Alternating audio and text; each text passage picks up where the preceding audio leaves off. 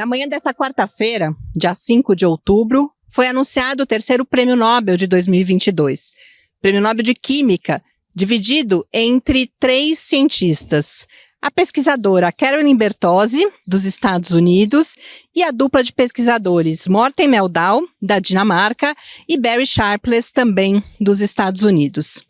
Eu estou aqui no Departamento de Química da UFSCar para conversar com a professora Arlene Correa, que esteve com o professor Barry Sharpless, inclusive, em 2006 e em 2010, aqui na UFSCar. Bom, primeiro eu preciso falar que eu estou muito feliz, porque o prêmio Nobel desse ano, igualmente com o do 2021, é da área que a gente trabalha, que é a síntese orgânica, então acho que é algo inédito a gente ter 2 prêmios Nobel seguidos de química na mesma área. Isso mostra a importância da área, né? Então deixou a gente cheio de orgulho. A reação clique, ela foi desenvolvida já há muitos anos atrás, muito antes, inclusive, do professor Sharpless, que foi um dos que mais aplicaram essa química, né?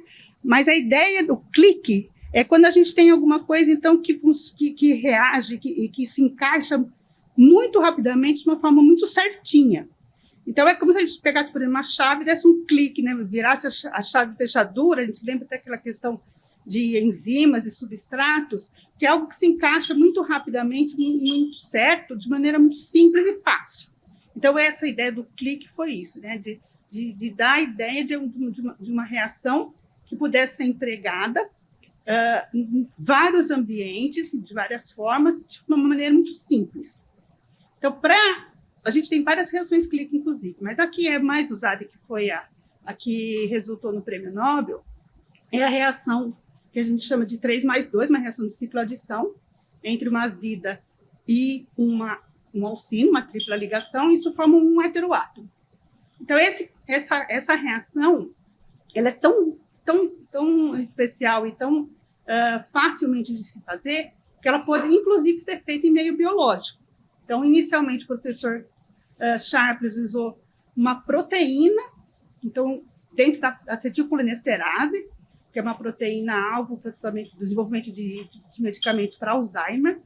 Inclusive, todos os medicamentos que a gente tem hoje na farmácia para Alzheimer são inibidores da acetilcolinesterase.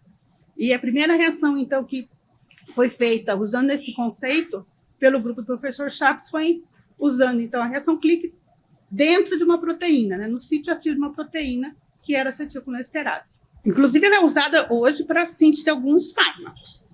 Mas a ideia que rendeu o Prêmio Nobel era usar a clique como uma forma da gente estudar esse meio biológico. Então, ao invés de a gente fazer as nossas reações no balão, no tubo de ensaio, fazer já num ambiente biológico, contendo uma proteína, contendo uma célula, ou contendo já um ser vivo. Então, a professora Caroline, que, felizmente, é uma mulher, né, recebendo o Prêmio Nobel, infelizmente, a gente tem pouquíssimos exemplos, ela se eu não me engano, a 5ª ou 6ª mulher para receber o Prêmio Nobel de Química, em mais de 120 anos.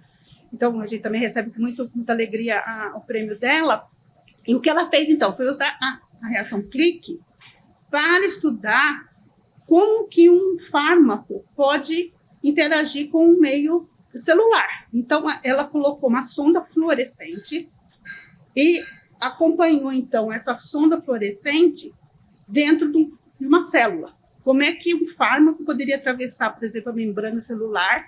E isso nos ajuda a pensar no mecanismo de ação desse fármaco. Se ele realmente vai interagir com o alvo, vai combater, por exemplo, aquela doença que a gente quer curar ou tratar. No caso do câncer, por exemplo, as células cancerígenas, diferentemente de uma célula normal, elas se reproduzem muito rapidamente.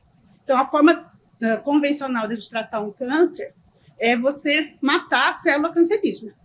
Para isso, então, o quimioterápico, né, o medicamento, ele tem que entrar na célula para destruir aquela célula. Então, para a gente saber se aquele medicamento vai funcionar do jeito que a gente quer que ele funcione, né, a gente tem que saber o caminho dele, desde quando a gente ingere, ou se ele é aplicado, por exemplo, através de uma injeção na veia, mas qual é o caminho que ele percorre até entrar na célula. Isso foi o que a professora Caroline usou com essa sonda fluorescente, e a sonda foi colocada através de uma reação clique. Então, é desde de um princípio muito básico, de um desenvolvimento de pesquisa básica, que é uma reação no laboratório, até você caminhar para um ser vivo. Então, a gente pode fazer isso, por exemplo, em animais que estão sendo estudados, né, para desenvolvimento de fármacos, e você consegue, então, acompanhar o medicamento desse fármaco usando essas sondas que foram colocadas ali através da reação clínica.